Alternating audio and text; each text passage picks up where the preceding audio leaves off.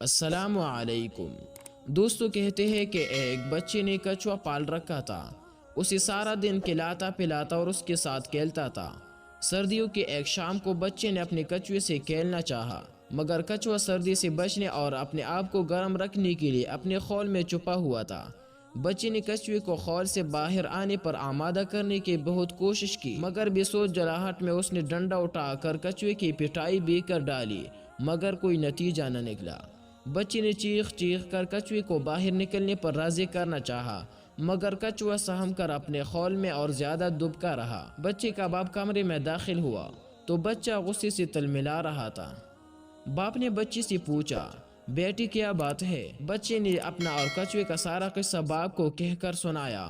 باپ نے مسکراتے ہوئے بچے کا ہاتھ تھاما اور بولا، اسے چھوڑو اور میرے ساتھ آؤ۔ بچے کا ہاتھ پکڑے باپ اسے آتش دان کی طرف لے گیا۔ آگ جلائی اور حرارت کے پاس ہی بیٹھ کر بچے سے باتیں کرنے لگ گیا۔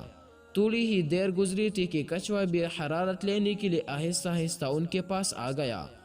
باپ نے مسکرا کر بچے کی طرف دیکھا جو کچھوے کو دیکھ کر خوش ہو رہا تھا۔ باپ نے بچے کو مخاطب کرتے ہوئے کہا، بیٹا، انسان بھی کچھوے کی طرح ہی ہوتے ہیں۔